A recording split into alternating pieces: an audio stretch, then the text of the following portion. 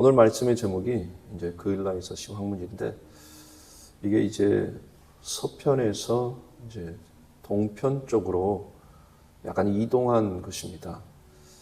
그러니까 이스라엘을 보게 되면 이렇게 가운데 지점이라고 해야 되죠. 대략 유다 산지가 있습니다. 산지, 험한 산지가 있어요. 그래서 헤브론이나 뭐 에루살렘이나 베들레헴이나 이런 데가 해발 800m에 해당되는 그런 곳입니다. 상당히 높은 곳입니다. 상당히 높은 곳입니다. 그러니까 그러한 산지를 중심으로 본다면 좌에서 우로 산지 중심으로서 좌에서 우로 이동을 한 것입니다. 물론 다 유다 변경, 그 유다 지파 땅의 그러한 주변 땅에서 일어나는 일들입니다.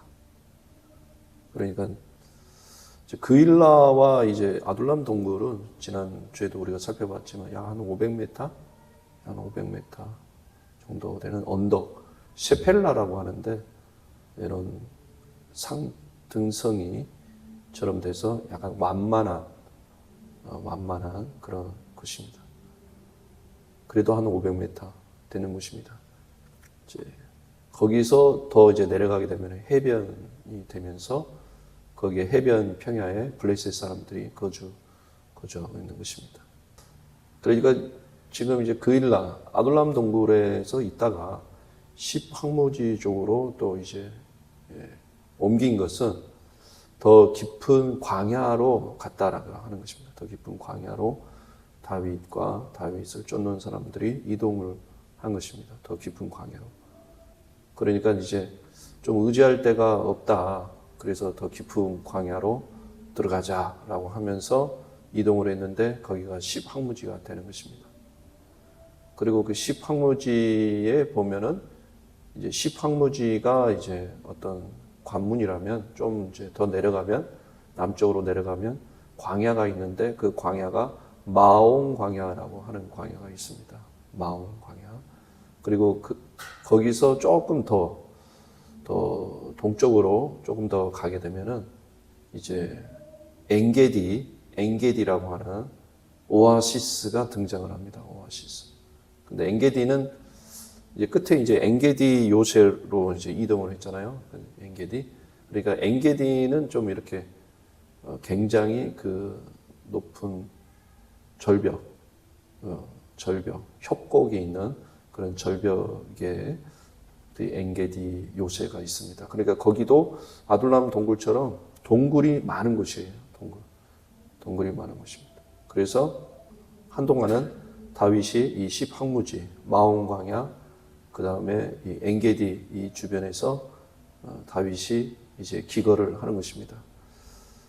우리가 이제 마옹 광야를 하면은 나발이라고 하는 사람의 고향이 되는 것입니다. 그리고 엔게디에서는 이제 엔게디에도 동굴이 있으니까 거기에 사울이 다윗을 쫓아오다가 어느 동굴에 들어가게 되죠. 그런데 그 동굴에 이미 다윗과 다윗의 군사들이 거기 숨어 있었습니다.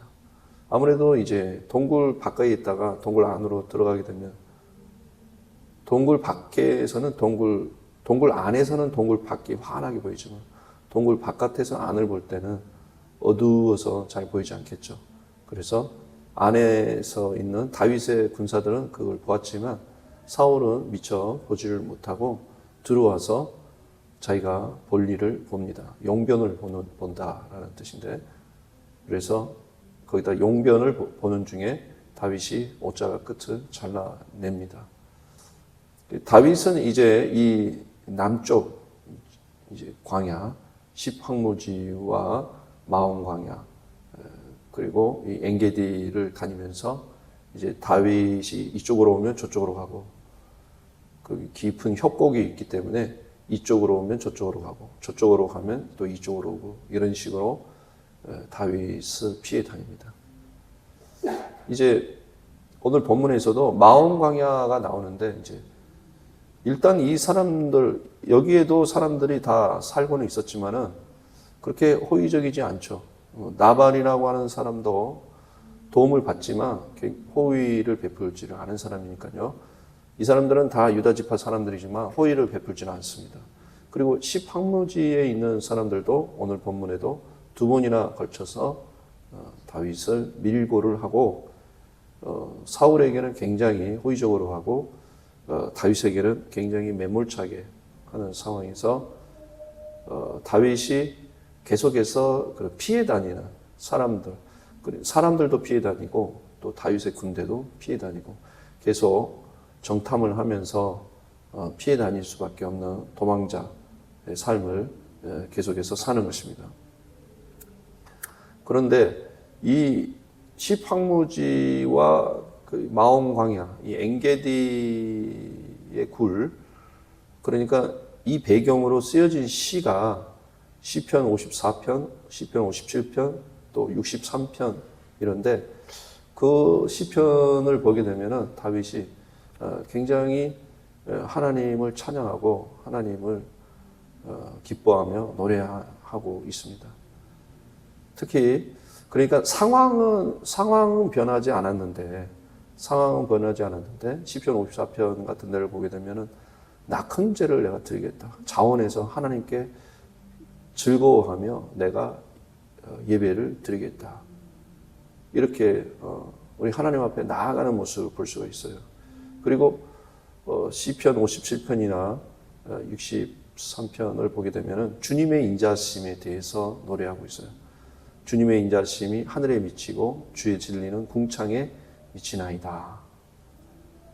또 시편 63편 같은 경우에는 주의 인자심은 생명보다 낫습니다.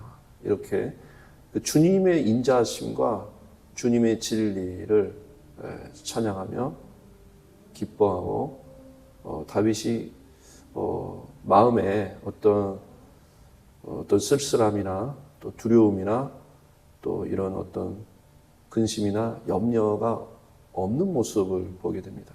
물론 두려움이 있었고 염려가 있습니다. 그리고 위기도 항상 찾아와요. 오늘 본문에도 마온 광야에서 좀 막다른 지점에서 하나님께서 블레셋 사람들이 침략을 하게 해서 그러니까 블레셋 사람들을 하나님이 사용하시는 모습을 볼 수 있습니다. 그래서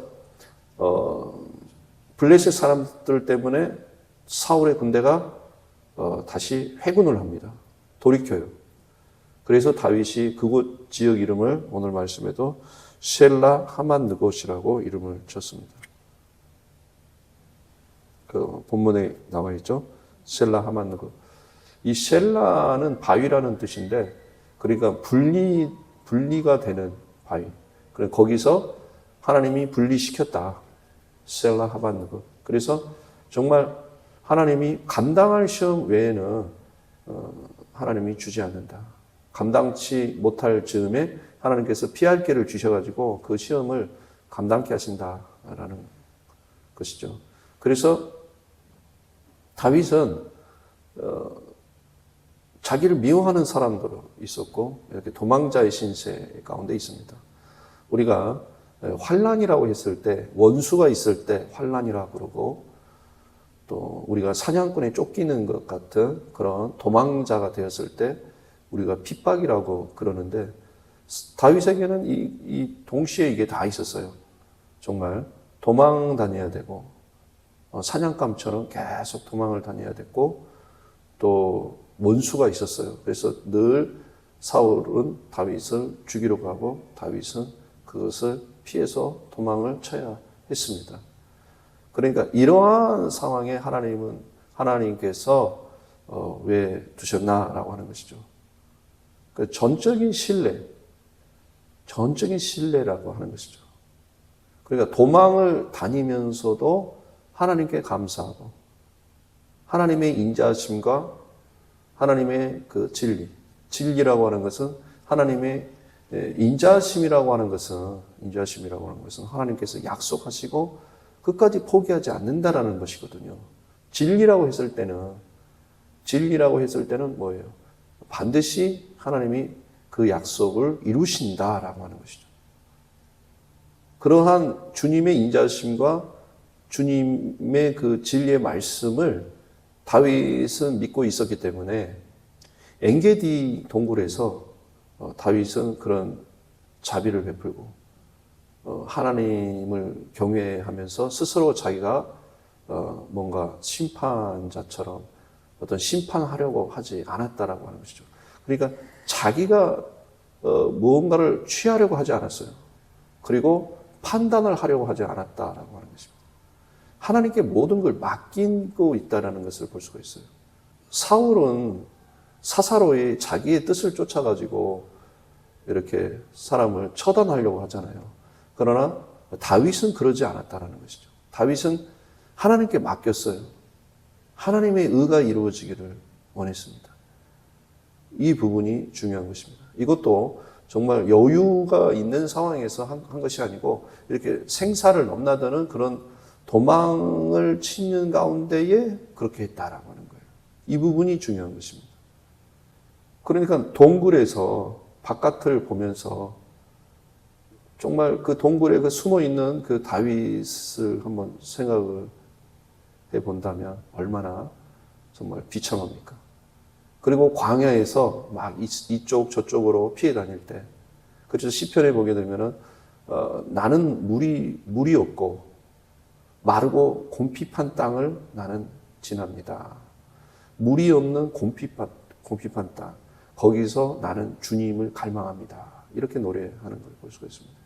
그러니까 목이 마르고 그런 곰핍한 가운데에 하나님을 정말 간절히 사모하고 하나님을 갈망하면서, 그리고 동굴에 숨어들면서 그 축축하고 그 어둡고 습한 동굴로 숨어들면서 그 동굴의 바깥에 비치는 하늘을 바라보며 주님의 인자하심은 하늘에 미칩니다. 이렇게 노래를 했다라는 것이에요. 그러니까 그의 상황이, 그가 처한 상황이 결코 그냥 쉬운 상황이 아니에요. 어려운 상황이에요. 절박한 상황이에요. 그리고 많은 또 따라다니는 사람들, 600명가량의 사람들이 있었습니다. 그런데 또 주변에 시팡무지나 마온광야의 사람들이나 이런 사람들은 결코 다윗에게 호의적이지 않았다라는 거예요. 그러나 이런 상황이 점점 어떻게 됩니까? 점점 바뀌게 됩니다. 그래서 나발의 부인 아비가일을 얻게 되면서 이제 그 지역에 유력한 어떤 가문과도 연결이 되고 점점 그 주변에서 어떤 다윗을 인정하고 다윗을 쫓는 사람들이 늘어나기 시작하고 있는 것이죠. 그러니까 다윗은 거기서 숨어 다니면서 그 전에 우리가 지난주에도 살펴봤지만 그가 도망을 치면서 억울하고 상처 입은 심령으로 막 그렇게 독한 쓴뿌리를 내면서 그렇게 도망 다니지 않았다라는 것이죠. 여기서 요나단의 형제 사랑 우리가 보았습니다. 이만큼 형제 사랑으로 위로받는 것, 형제 사랑으로 서로 붙들어주는 것, 이것이 얼마나 중요한가라고 하는 것이죠. 왜냐하면 그러한 형제 사랑이 붙들어주니까 인내할 수 있는 것이죠. 우리가 빌라델비아 교회도 보면은 형제 사랑 교회잖아요. 거기도 보면은 너희가 그러한 적은 능력으로 너희가 참고 인내했다라고 하고 있습니다. 사도에 표된 것 중에 하나, 제일 먼저 된 것이 어떤 기사 표적이 아니고 인내라고 하잖아요. 오래 참는 거. 그러니까 인내와 오래 참는 거. 그런데 그냥 독한 쓴뿌리를 뿜어내면서 인내한 것이 아니다라고 하는 것이죠. 쓴뿌리가 있으면 과거 얘기를 늘 하고 지나간 얘기를 늘 하면서 그 사람들이 나를 얼마나 힘들게 했는지, 나를 얼마나 고통스럽게 했는지에 대해서 그걸 얘기하기가 쉽잖아요. 그러나 다윗은 그러하지 않았다라는 거예요. 다윗은 하나님의 인자심을 노래하는 거예요. 주님은 나를 포기하지 아니하실 것이다. 주님의 약속은 반드시 이루어질 것이다. 주님의 그 하나님의 사랑, 하나님의 인자심, 그러니까 그 하나님의 인자심을 다윗은 그 광야에서 배운 것이죠. 철저히 배운 것입니다. 하나님께서 나에게 그 인자를 베푸신다. 나에게 자비를 베푸신다. 그래서 그는 어떠한 위기 상황에서도 하나님을 이제 의지하게 되고 하나님을 인정하게 되었다라고 하는 것이죠. 이 사무엘상은 우리가 계속 보면서 이 사무엘상의 가장 큰 의미는 예수님의 왕국을 예표하는 다윗의 왕국이에요. 이 다윗의 왕국은 예수님의 왕국, 하나님의 나라를 예표하잖아요. 그런데 그 다윗의 왕국은 어떠한 상처나 쓴뿌리나 한이나 어떤 고통에 기반해서 그 나라를 세운 게 아닙니다. 그러니까 다윗은 자기 자신의 삶은 굉장히 혹독했지만 그 속에 쓴뿌리가 없었어요. 쓴뿌리가 없었습니다. 독한 쓴뿌리가 없었어요. 상처가 없었습니다. 하나님의 나라는 독한 쓴뿌리로 형성된 나라가 아닙니다. 우리가 보면은 아론의 금송아지에도 나오지만은 그 고대 근동 지방에 몰록이라고 하는 신이 있는데 그게 암몬 사람들이 섬기는 신인데 원래는 페니키아의 사람들, 두로와 시돈 사람들이 섬겼던 그런 신입니다. 그런데 아모스 5장이나 스데반의 설교 사도행전 7장을 보게 되면은 거기에 보게 되면은 몰록의 장막과 신 네판의 별을 섬겼다라고 되어 있어요. 그들이 광야에서.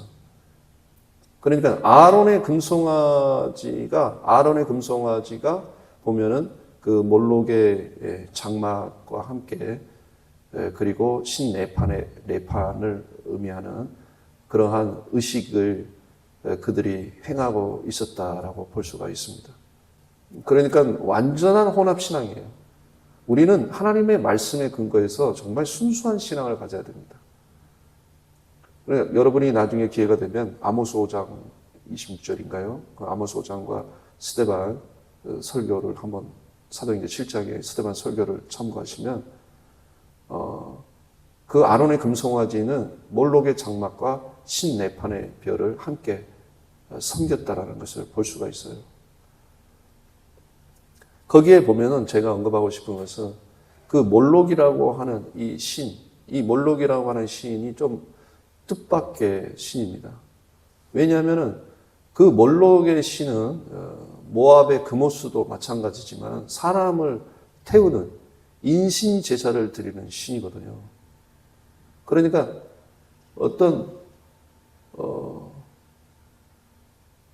운명을 바꿀 때 어떤 냉혹한 대가를 치름으로써 그러니까 자기의 어떤 소중한 것을 지불을 해가지고 어떤 냉혹한 대가를 지불하는 거죠. 아주 냉혹한 대가를 지불하고서 그 지불하기 위해서 그래서 내가 어떤 소중한 어떤 것을 내가 응답을 받는 거죠. 어떤 응답을 내가 받기 위해서 나의 가장 소중한 것을 이렇게 내어놓는 거예요.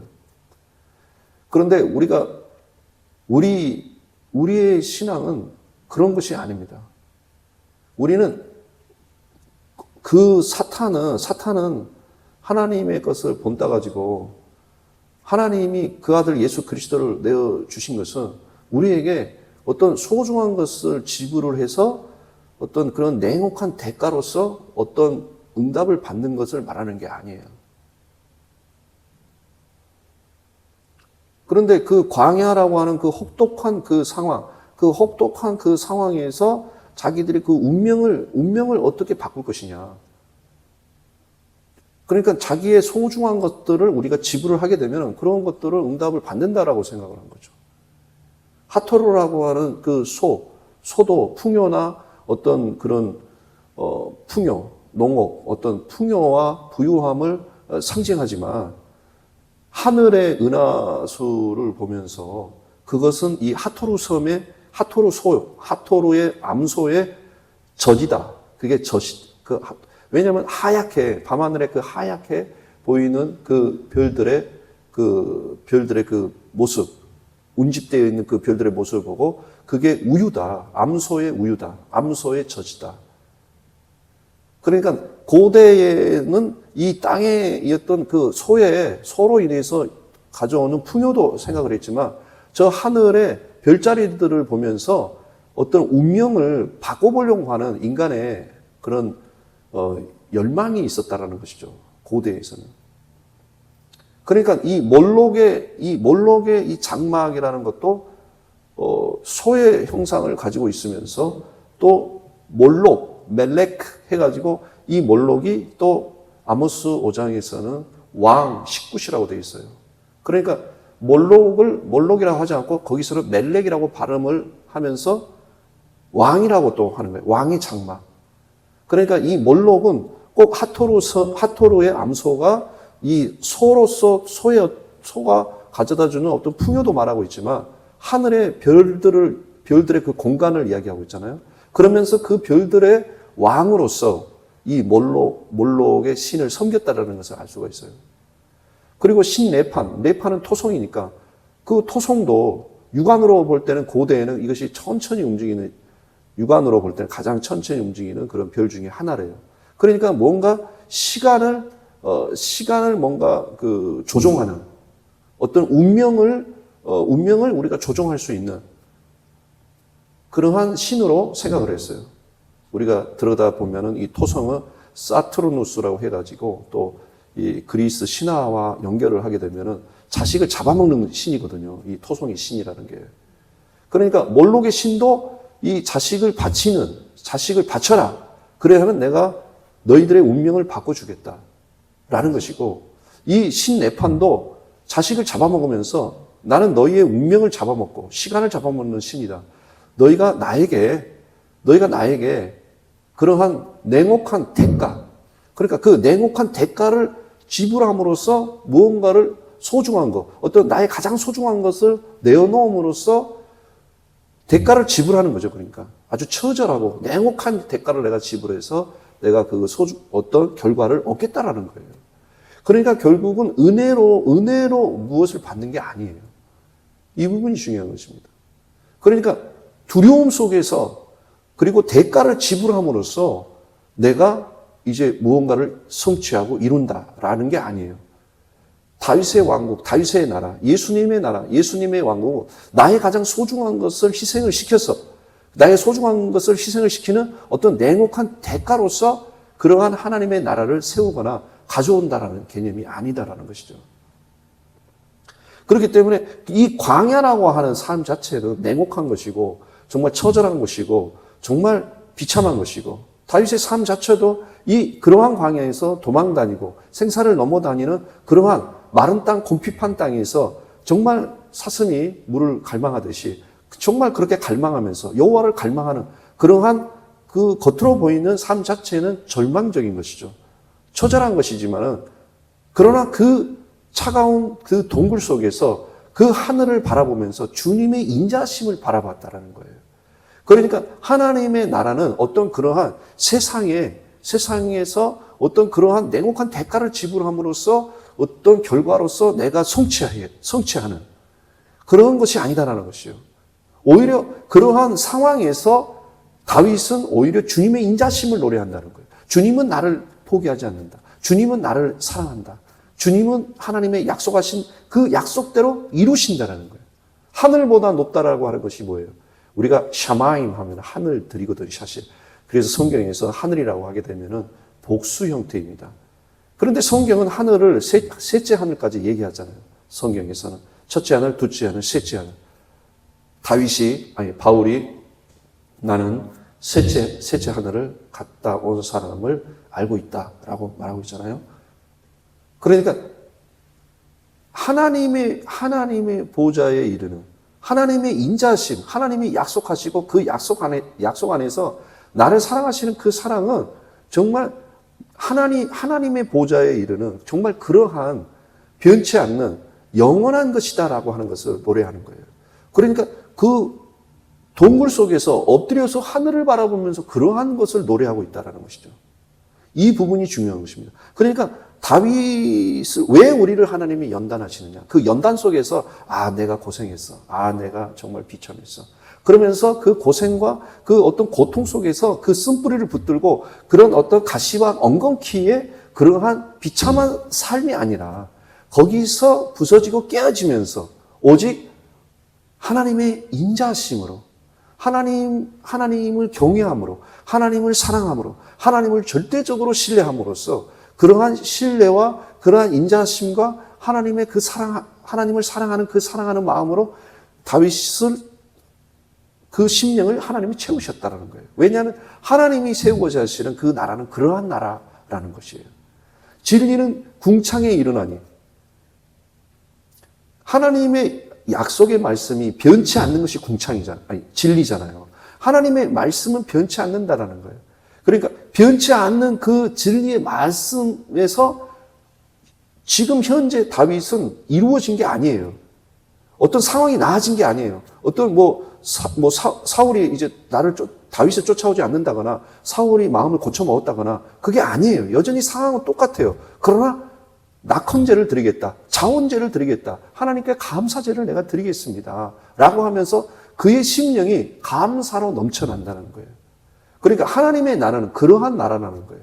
아무리 혹독한 그런 상황에서 냉혹한 그 상황에서 가시와 엉겅퀴를 내면서 나의 어떤 소중한 것을 지불했다라고 여기면서 내가 냉혹한 대가를 지불함으로써 내가 이제 결과로서 나는 이제 하나님의 응답을 나는 기다리고 있어. 이게 아니라는 거예요. 어떤 사람들은 자기가 이런 삶을 살면서 나는 이런 비참한 삶을 살고 있다. 주를 위해서 나는 이런 비참한 삶을 살고 있으니 내가 이러한 가장 나의 소중한 것을 나의 젊음과 나의 모든 이 열정을 다 내가 이 소중한 나의 소중한 것을 지불함으로써 나는 이제 하나님의 나라라고 하는 이러한 결과를 나는 이제 취할 것이다. 이게 아니라는 것입니다. 이러한 가시와 엉겅퀴로서 나라를 취하는 게 아니라는 거예요. 예수님의 나라, 예수님의 왕국을 예표하는 다윗이 왜 하나님이 시편을 짓게 했을까요? 다윗이 그러한 상황에서 다윗의 마음과 심령이 어떠했냐라는 거예요. 그냥 은혜의 바다가 충만하지 않으면 어떻게 이 시를, 이렇게 아름다운 시를 쓸 수 있을까요?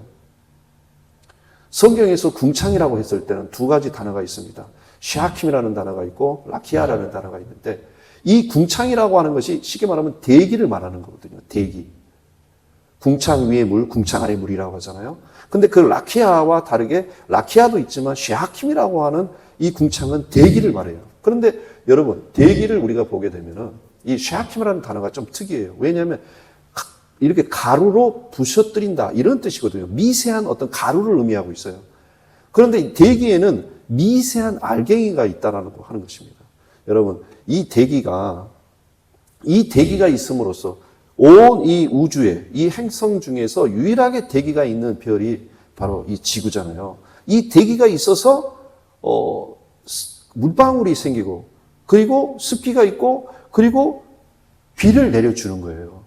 고대로부터 이것이 얼마나 중요했냐면 여러분 이스라엘 그 신들 이렇게 보면 이스라엘 신들 보면은 습기의 신이 있습니다. 공기의 신과 습기의 신이 있는데 이 공기의 신과 이 습기의 신이 바로 땅과 하늘을 만들었습니다. 그래서 땅의 신과 하늘의 신이 공기의 신과 습기의 신에서 낳은 자녀들이에요.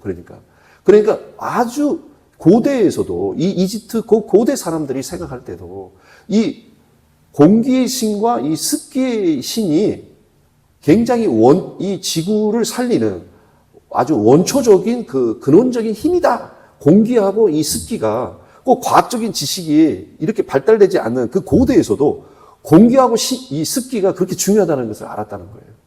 땅과 하늘을 낳은 그 신들이 공기하고 그 습기예요. 그래서 공기가 아버지고 습기가 엄마인데 그 공기의 신과 습기의 신이 자녀를 낳았는데 바로 땅의 신과 그 하늘의 여신이에요. 그러니까 공기의 남신과 그 습기의 여신인 것이죠. 근데 그 공기의 신과 그 습기의 신이 바로 그 혼돈이라고 하는 가장 근원적인 가장 이 만물의 근원인 혼돈의 신이 있거든요. 누라고 하는 혼돈의 신이 있는데, 그 누라고 하는 혼돈의 신에서 나오는 그 신이 바로 공기하고 습기예요. 그러니까 이 온 지구상을 만들 때 가장 근원적인 것이 공기와 습기다라는 거 하는 것을 고대 사람들도 알고 있었다는 거예요. 그러니까 이 대기에서 이 대기가 이 순환함으로써 이 대기에는 생명이 사는 생태계가 만들어진 거예요. 생태계가. 그런데 참 놀라운 것은 이 바다에 있잖아요. 이 바다의 소금기가 이 하늘에 있기 때문에 그것이 작은 알갱이가 돼가지고 거기에 알갱이가 없으면 응결이 되지 않잖아요. 그러니까 이 소금이라고 하는 것이 이것이 작은 먼지와 같이 이 물방울이 응결이 돼서 습기를 만들고 이게 비가 돼서 이 비가 돼서 온 땅을 비옥하게 하는 그런 역할을 한다는 거예요. 그러니까 이 진리가 궁창에 이른다라는 것은 뭐겠어요? 하나님의 약속의 말씀이 결국에 반드시 변치 않고 이루어져서 다시 살리는 생명의 역사, 꼭 궁창이 그 대기, 그 샤킴이라고 하는 대기가 이 궁창이 온 땅을 이렇게 생태계가 살아 움직이도록 이렇게 습기를 머금고 이 대기가 순환하도록 하게 하는 것처럼 진리는 궁창에 이른다라는 거예요. 결국은 그 진리는 생명을 낳는다라는 거예요. 그러니까 다윗의 생명을 하나님께서 지켜주시고 그 약속의 말씀대로 하나님이 그 생명을 지켜주시고 그 생명에 하나님이 결실을 맺게 해서 하나님의 나라, 예수님의 나라를 하나님이 세우신다라고 하는 거예요. 그러니까 다윗은 그 동굴에서 하늘을 바라보면서 주님의 인자하심은 저 하늘과 같습니다. 주님의 인자하심은 저 하늘에 미칩니다. 그리고 주님의 진리는 저 궁창에 이르나이다 라고 노래한 것입니다. 그러니까 그가 그런 도망자에서 여전히 숨어 있어요. 여전히 그냥 아무런 그런 시설이 없는 그런 곳에서 이쪽 산에서 저쪽 산으로 도망 다니면서도 생사를 넘어 다니면서도 얼마나 많은 압박감이 있겠어요. 우리가 뭐 직장에서 뭐 압박감을 느낀다지만 그런 것은 유도 아니겠죠. 내가 죽을 수밖에 없는, 죽을 수도 있는 그런 위기의 그런 압박감 속에도 정말 하나님을 찬양하고 하나님을 노래하는, 하나님이 이러한 생명의, 이러한 영원한 생명의 하나님의 인자하심과 하나님의 선하심, 하나님의 진실하심, 이것이 무엇이에요? 그 하나님의 선하심과 하나님의 인자하심과 하나님의 진실하심이 결국은 예수 그리스도를 통해서 이루어진 것이잖아요. 그것이 바로 생명이에요. 그러니까 하나님의 나라는 바로 그러한 하나님의 진실하심, 하나님의 진리의 말씀, 변치 않는 하나님의 그 생명의 말씀, 하나님의 인자하심, 나를 결코 포기하지 아니하시고 나를 버리지 아니하시는 그 하나님의 그 영원하신 사랑, 그 사랑으로 하나님의 나라를 하나님은 세우기를 원하신다라고 하는 거예요. 할렐루야. 그래서 정말 하나님은 변함이 없으시다. 하나님은 왜 다윗을 그렇게 숨어 다니고 피해 다니고 도망 다니게 하였는가? 바로 다윗이 얼마나 하나님을, 그 하나님의 신실하심을 얼마나 하나님을 노래하기를 원하셨나? 하나님의 진실하심을 얼마나 노래하기를 원하셨나? 하나님의 인자심을 얼마나 하나님은 다윗을 그렇게 하기를 원하셨나? 그것은 다윗이 왕이 돼가지고 부른 노래가 아닙니다. 시편을 보면 왕이 돼서 부른 노래가 아니에요. 하나님이 왕이 되기 전에, 바로 그 왕이 되기 전에 하나님은 그 상황에서 정말 내가 되면 낙헌제를 드리겠습니다. 내가 되면 자원해서 드리겠습니다. 내가 되면 감사제를 드리겠습니다. 이게 아닙니다. 그는 여전히 광야에 있어요. 그는 여전히 지금 생사를 넘나들고 있어요. 그는 여전히 동굴에 있습니다. 그러나 하나님의 인자심을 노래하고 하나님의 진실하심을 노래하고 하나님의 선하심을 노래했다라는 것입니다. 하나님은 그것을 본다는 거예요. 왜냐하면 그것이 영원한 것이기 때문에. 그것이 영원한 것이고 그게 진실한 것이고 그것이 바로 하나님과 우리와의 관계입니다. 철저하게 그 하나님의 나라는 나와 하나님과의 그 관계에서 그 하나님의 나라를 하나님이 이루시기를 원한다는 거예요. 여러분, 하나님이 금이 없어요? 은이 없어요? 하나님이 무슨 수단이 없겠어요? 무에서 유를 만드시는 분이잖아요. 그렇기 때문에 중요한 것은 하나님이 돌로도 아브라함 자손을 만든다고 하잖아요. 하나님이 왜 다윗을 그렇게 연단을 시켰을까? 그 영원한 것, 그 영원한 가치, 그것을 다윗을 통해서 드러내기를 원하신다라고 하는 거예요. 그래서 하나님은 다윗을 왕으로 세울 건데 그 진정한 그 참된 왕으로서 그 다윗은 또한 우리를 왕 같은 제사장으로서 우리를 예표하는 것입니다. 우리가 진정한 다윗이 되도록 하기 위해서, 우리가 진정한 왕 같은 제사장이 되도록 하기 위해서 그 진실하고 그 영원하고 그 인자하심, 그 선하심, 그 가운데 하나님이 다윗을 두기를 원했다라는 거예요.